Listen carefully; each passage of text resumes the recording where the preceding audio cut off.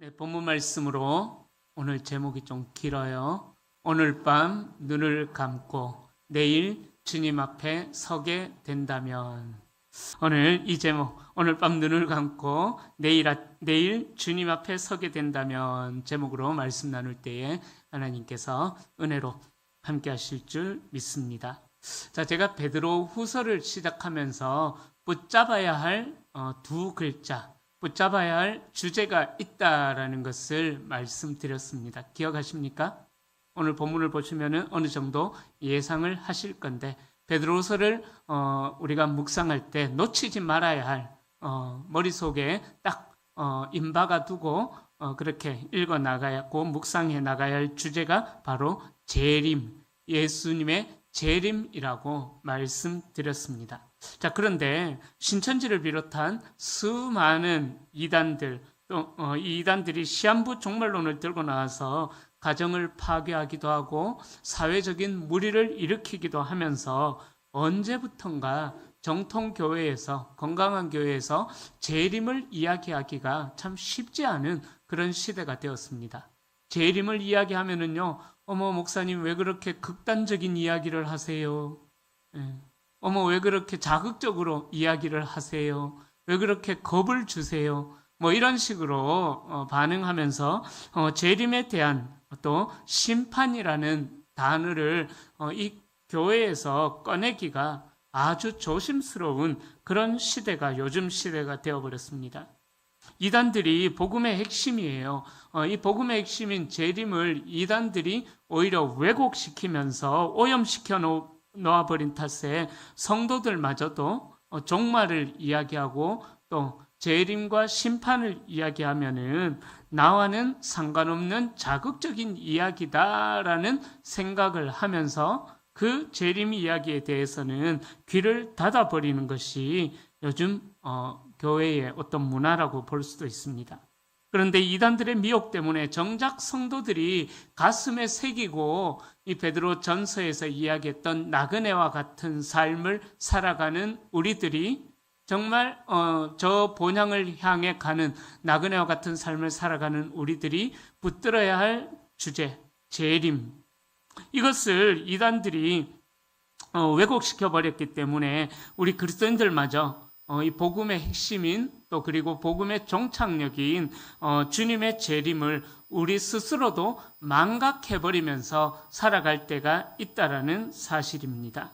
그러나 이단들이 아무리 이 재림을 가짜처럼 또 만들어 놓았다고 할지라도 성경이 증언하는 재림과 심판의 역사는 결코 변하지 않는 엄미한 사실이다라는 것을 우리는 절대적으로 기억하고 있어야만 합니다.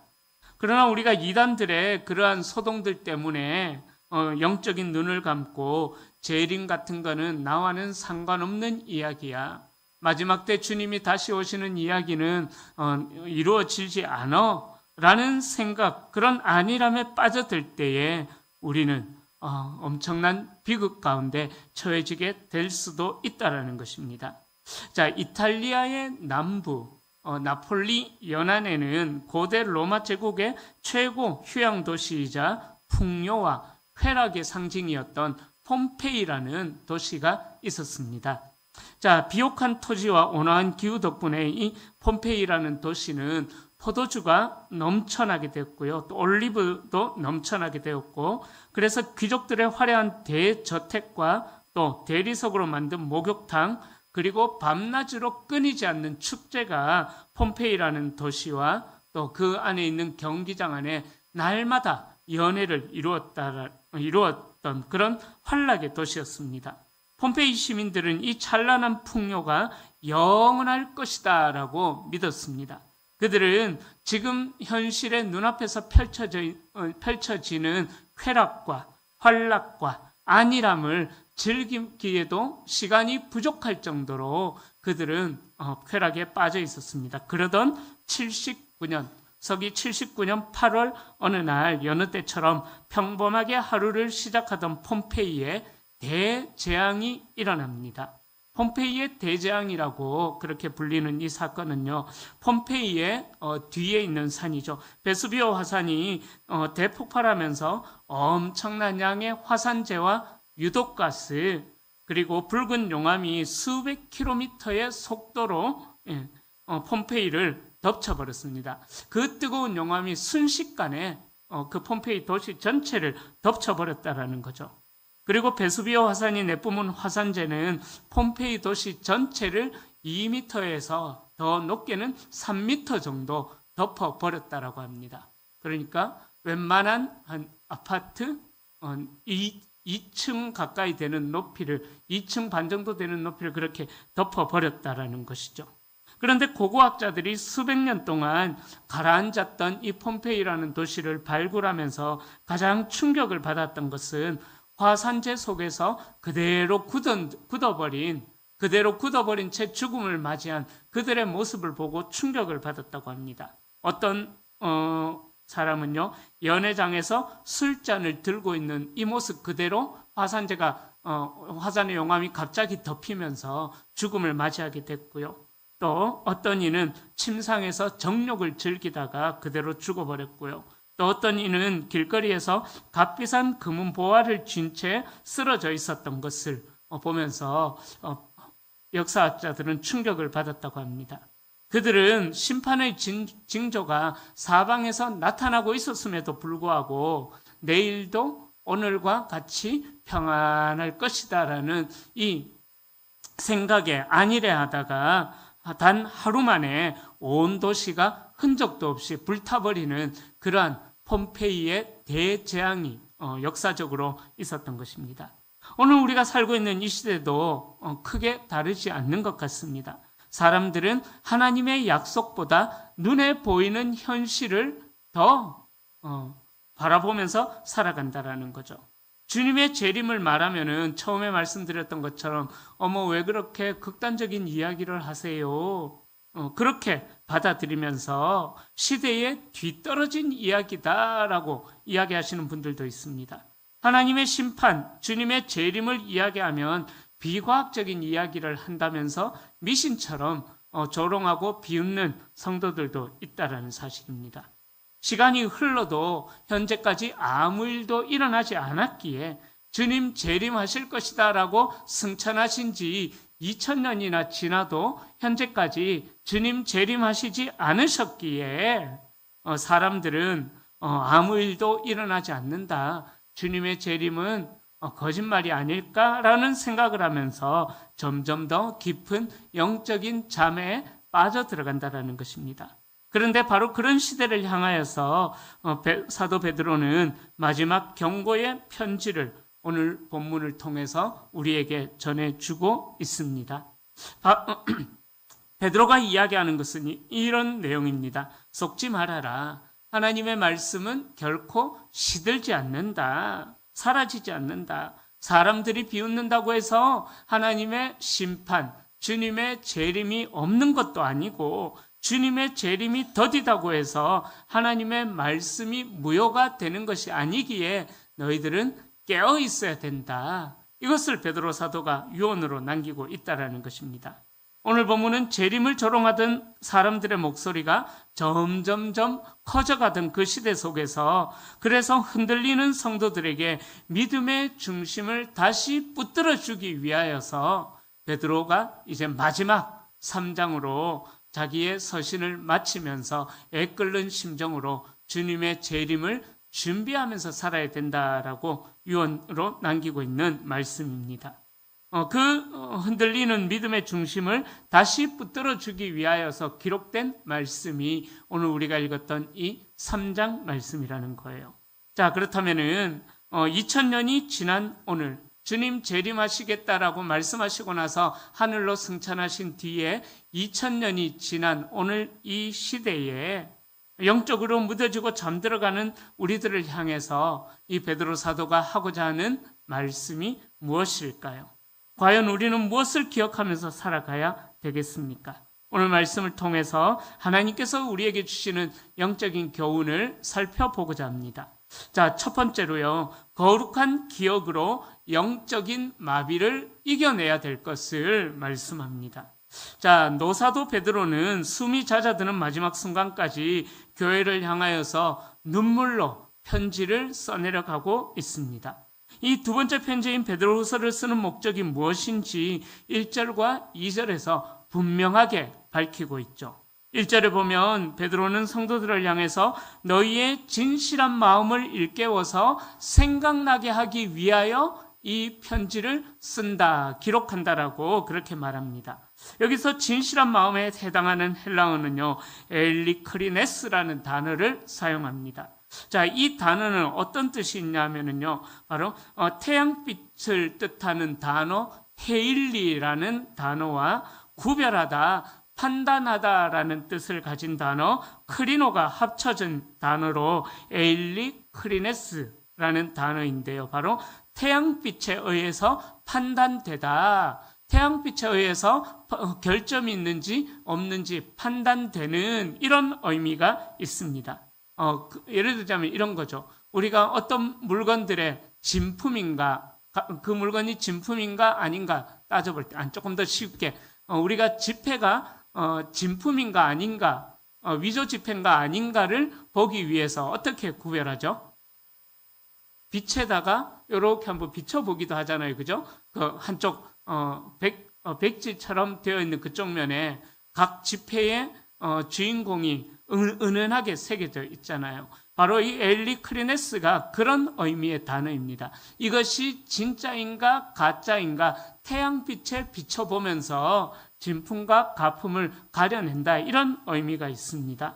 당시 고대 로마 사회에서는 도자기 상인들이 금이 간 도자기에 밀랍을 녹여서 붙여가지고요, 그렇게 메워서 팔았는데 구매자들은 그 도자기를 햇빛에 요리조리 돌려가면서 비추어 보면서 이 도자기가 깨진 것은 없는가 점검을 했었다고 합니다. 바로 거기서 유래한 단어, 진실한 마음, 엘리크리네스라는 단어입니다. 자, 그러니까 베드로는 거짓 교사들의 방탕한 가르침과 세상의 안일함 때문에 성도들의 영혼이 밀랍으로 그렇게 가려지듯 무뎌져 가고 있다라는 것을 직감했습니다.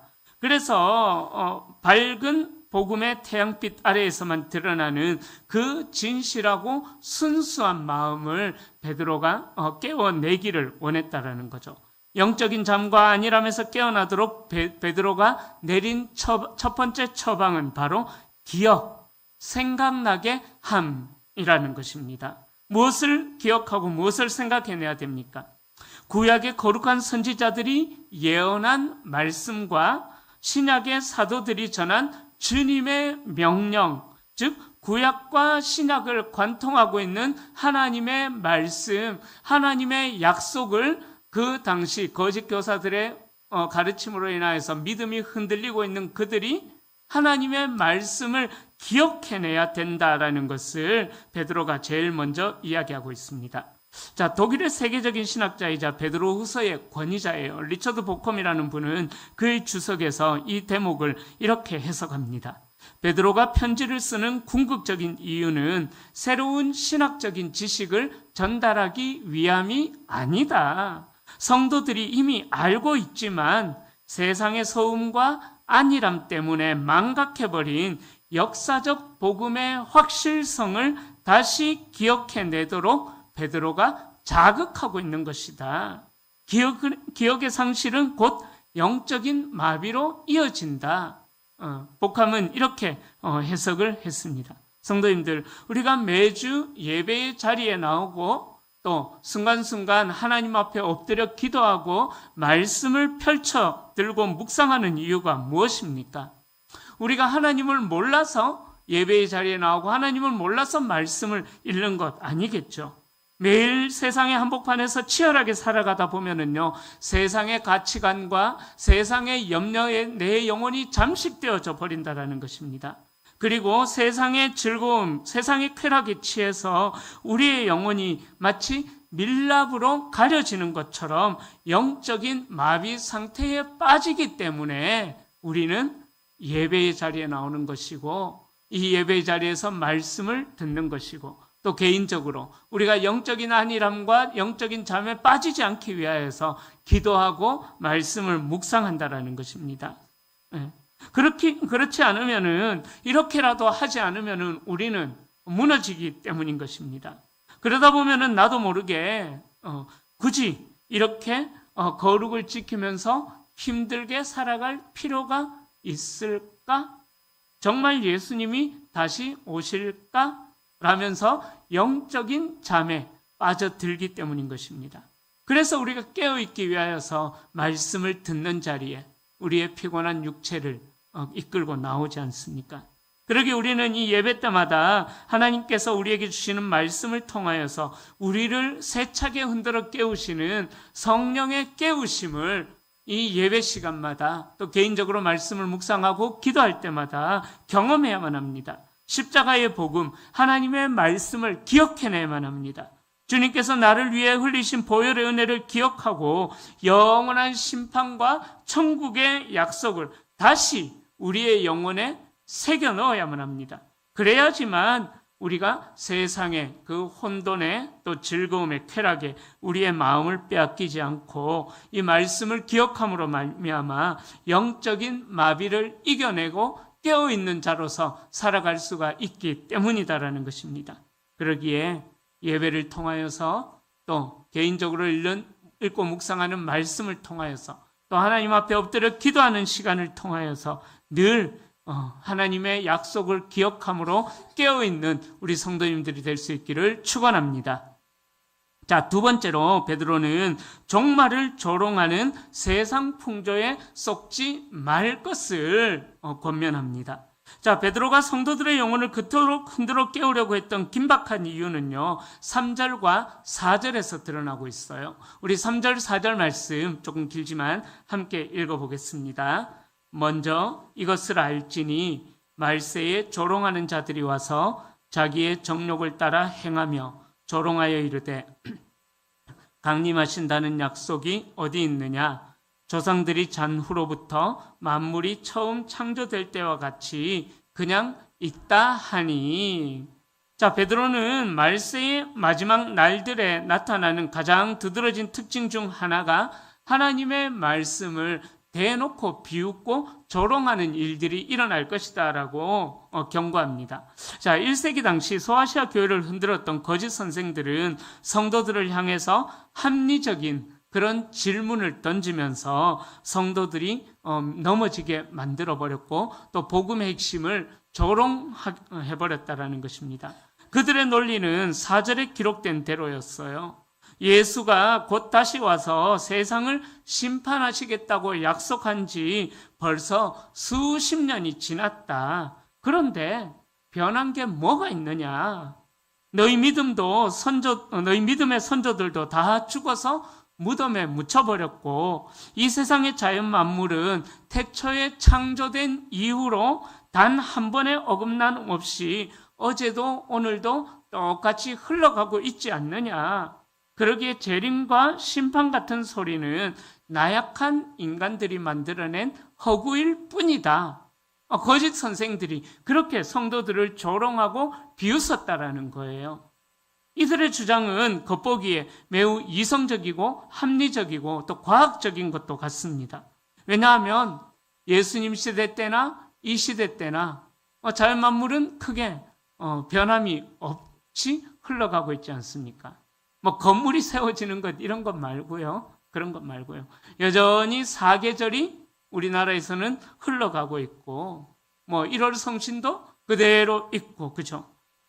전혀 자연의 법칙은 변한 것 하나 없이 무려 오늘 몇 년도죠? 2026년.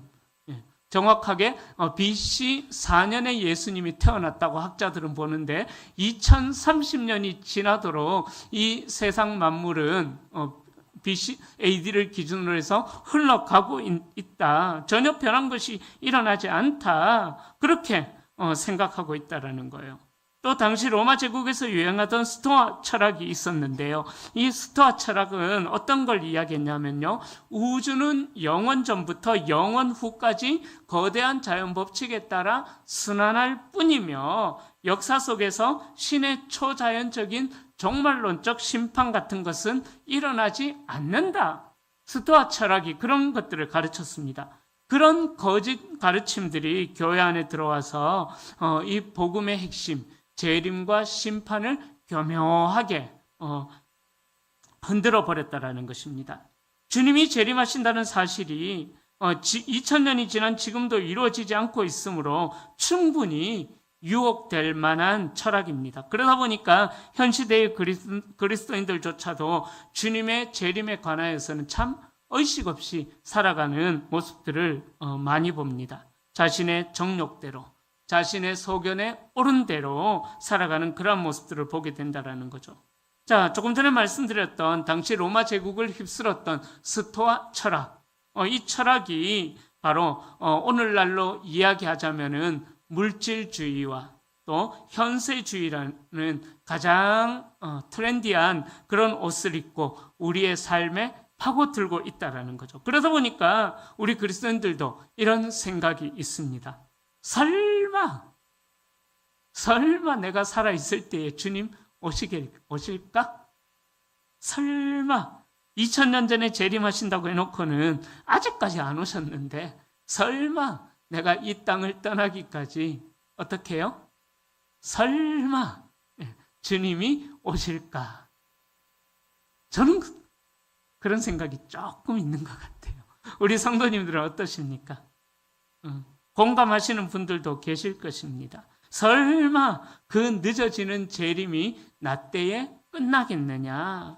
이런 생각을 하고 있다 보니까는요, 우리가 재림을 전혀 준비하고 있지 않는 그런 삶을 살아가고 있다는 것입니다. 그러나 베드로는 그들이 재림을 부인하는 진짜 이유가 뭔가 어떤 신학적이거나 지적인 의문 때문이 아니라고 단호하게 3절에서 폭로합니다. 그들이 재림을 부인하는 이유가 무엇입니까? 3절에 보면은 자기의 정욕을 따라 행하기 때문이다. 무슨 말이냐면요, 사람들이 주님의 재림과 심판을 믿지 않으려는 이유가 무엇이냐? 증거가 부족해서 아니라는 거예요. 그 이유가 뭐냐 하면은, 재림을 인정하지 않으려는 이유가 뭐냐 하면은요, 재림이 없어야지만, 심판이 없어야지만 나의 삶의 현실에서 마음껏 정욕과 죄를 즐기면서 살아가기 때문에 3절에서 그걸 이야기하는 거예요. 자기의 정욕을 따라 행하기 때문에 주님의 재림 심판이 없어야지만 그 영지주의자들의 가르침처럼 노세 젊어서 노세, 또 스토아 철학자들처럼 이 세상에서 마음껏 정욕과 죄를 즐길 수가 있기 때문에 재림을 인정하지 않으려고 한다라는 것입니다. 그러니까 재림을 부인한다라는 것은 어떤 지적인 무지의 결과가 아니라 도덕적으로 타락하기 위한 핑계일 뿐이다라는 거죠. 자, 그렇게 베드로 시대 때 거짓 교사들은 심판은 없다, 세상은 창세 때나 지금이나 언제나 똑같다고 외쳤던 진짜 속셈은 하나님의 통치와 감시망에서 벗어나서 자신들이 원하는 삶을 살기 위하여서 탐욕도 부리고 육체적인 쾌락을 극대화하기 위한 방패막이가 필요했기 때문에 주님 심판 없다, 재림은 없다라고 생각했다라는 것입니다. 다시 말씀드리자면은 심판의 주님이 없어야지만 내 인생의 주인이 내가 되어서 내 마음대로 살아갈 수가 있기 때문인 것이죠. 사랑하는 성도님들, 오늘 이 시대가 그렇지 않을까요? 과학의 발전과 물질의 풍요 속에서 현대 문명은 이 하나님의 말씀, 다시 오시겠다는 주님의 약속을 비웃기도 하고 조롱하기도 합니다.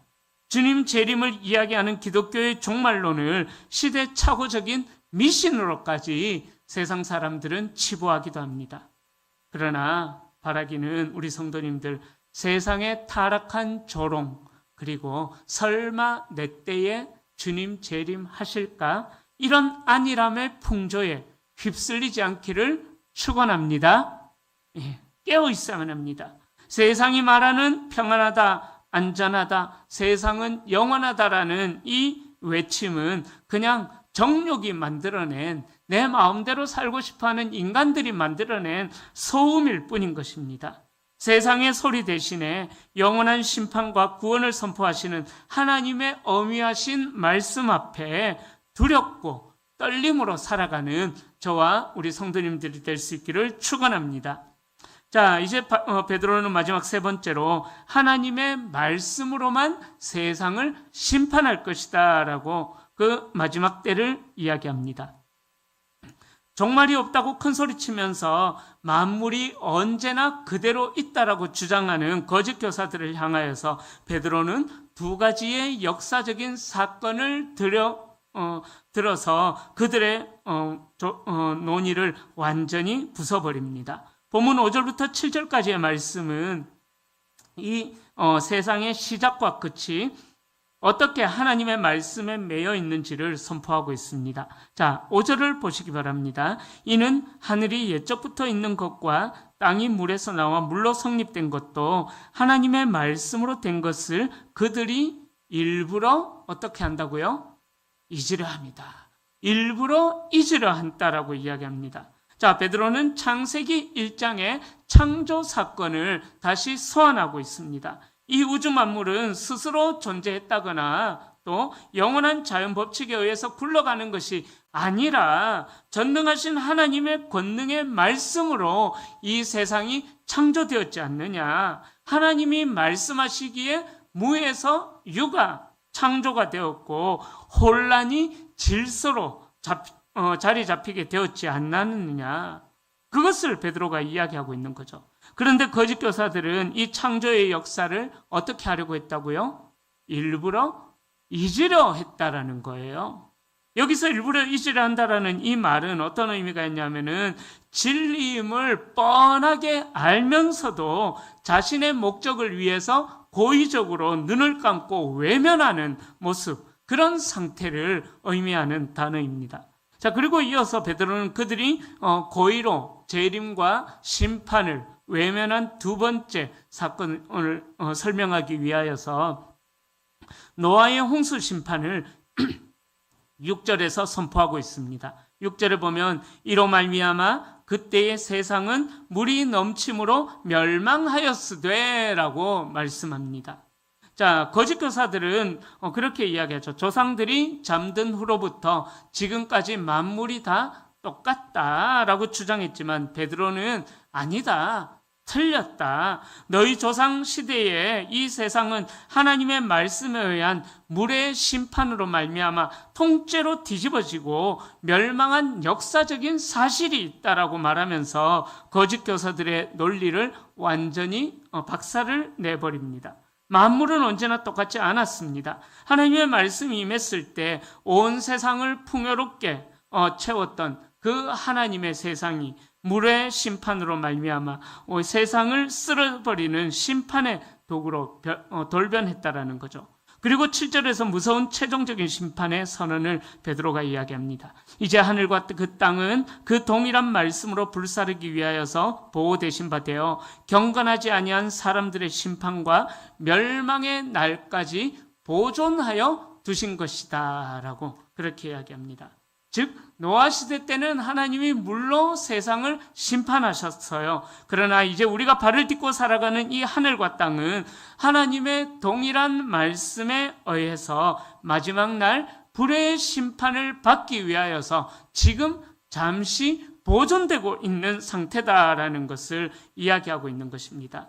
여기서 보호하신 바 되어의 헬라어 원어는요, 테사우리조라는 단어를 사용하는데요. 이 단어는 보물이나 귀한 물건을 창고에 소중히 쌓아두다, 이런 뜻이 있습니다. 그러니까 하나님은 이 타락한 세상을 그냥 에라 모르겠다 하면서 너네 마음대로 살아라 내버려 두신 것이 아니라는 거예요. 즉 경건하지 않은 자들을 심판하시는 그 마지막 날에 이 경건하지 않은 자들을 불태우기 위하여서 심판의 진노를 창고에 하나님께서 차곡차곡 쌓아두고 계신다. 그래서 이 세상을 잠시 보관하고 있다. 그렇게 베드로가 이야기하고 있는 것입니다. 사랑하는 성도님들, 온 세상의 주인이 하나님이심을 믿으십니까? 정말 믿으십니까?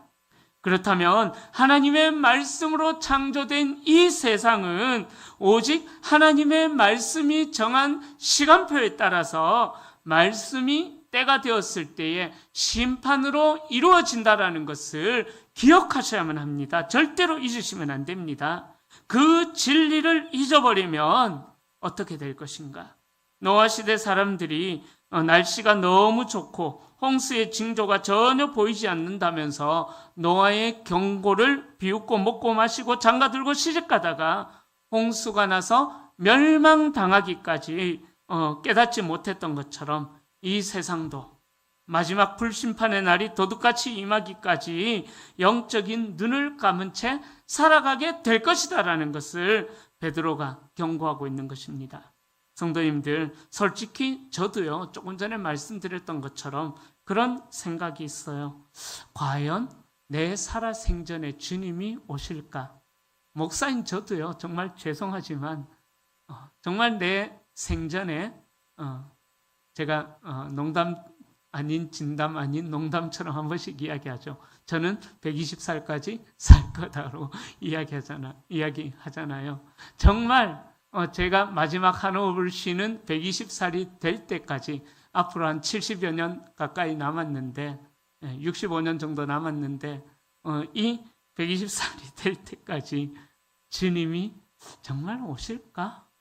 솔직하게 저도 이런 생각이 있어요. 우리 성도님들은 어떻습니까? 저만 이런 생각을 하는 것일까요? 모르겠습니다. 그러다 보니까 약간의 안일함도 좀 있는 것 같습니다.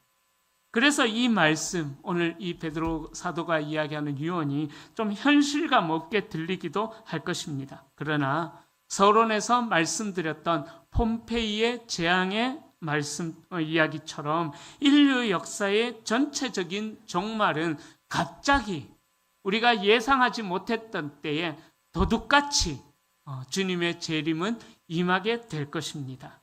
그러나 만약 내 세대에 내가 살아서 호흡하는 동안 만약 내 세대에 주님의 재림이 임하지 않는다면 우리의 개인적인 종말인 죽음의 사건도 우리들에게 반드시 찾아오게 되어 있습니다. 우리는 누구도 영원히 살 수 없는 그러한 존재들입니다. 그렇게 우리가 숨을 거두고 눈을 감았다가 다시 눈을 뜨게 되었을 때 내 영혼이 마주하게 될 첫 번째 장면은 바로 심판주 되시는 예수 그리스도 앞이다라는 사실을 기억하셔야만 합니다. 다시 말씀드립니다. 내 살아생전에 주님이 오시지 않는다면 내 개인적인 종말인 죽음의 때가 되었을 때에 이 세상에서 마지막 한 호흡 쉬고 눈 감았다가 저 천국에서 눈 뜨게 되었을 때에 오늘 제목처럼 오늘 밤 눈을 감고 내일 아침에 주님 앞에 서게 되었을 때에 우리의 영혼이 마주하게 될 장면은요, 첫 번째 장면은 심판주 예수 그리스도 앞이다라는 사실을 기억하셔야만 합니다. 그러기에 우리가 오늘 밤 눈을 감고 내일 아침에 깨어나지 못한다면 그 눈을 뜨는 영원의 첫 순간은 주님 앞에 서게 된다라는 이 두려운 사실을 기억하고 계셔야만 합니다. 그렇게 주님 앞에 서게 되었을 때에 이제 다음 주에 살펴볼 거예요. 14절 말씀처럼 주님 앞에서 점도 없고 흠도 없이 평강 가운데 주님을 배울 수 있도록 정결함과 거룩함으로 살아생전에 우리의 삶의 순간을 아름답게 살아내시는 저와 우리 성도님들이 될 수 있기를 축원합니다. 정말 주님을 맞이하게 될 그때가 되었을 때에 우리는 한 치 앞도 몰라요. 그죠? 오늘 밤 눈을 감았다가 내일 아침 이 세상에서 눈을 뜰 수 있을지 없을지 아무도 모릅니다. 아무도 장담할 수 없습니다. 그러기에 오늘 밤 눈을 감고 내일 아침 주님의 서게 될 그때를 준비하면서 우리가 흠도 없고 점도 없고 평강 가운데 주님 얼굴을 맞이할 수 있도록 정결함과 거룩함으로 우리의 삶의 순간을 매일매일 살아내셔야만 합니다. 이제 말씀을 정리합니다. 화려한 풍요 속에서 내일도 오늘과 같을 것이라 아니래 하던 그 폼페이가 단 하루 만에 화산재 속에 묻혀서 그 폼페이라는 도시는 역사 속에서, 그 화려했던 도시는 역사 속에서 한 줌의 재로 사라져 버렸습니다. 그 사실을 기억하셔야만 합니다. 세상은 끊임없이 왜 그렇게 극단적인 이야기를 하느냐, 왜 그렇게 자극적인 이야기를 해서 두려움을 가지게 만드느냐. 세상은 우리의 믿음, 우리가 믿고 있는 이 재림의 복음을 조롱하기도 할 것입니다. 끊임없이 사탄은 우리를 향해서 심판의 때는 없다. 주님의 재림은 지체되거나 오지 않는다. 그러니 오늘 너의 정욕대로 마음껏 살아라. 세상은 우리를 그렇게 미혹하면서 우리의 영혼을 잠들게 만들어버립니다.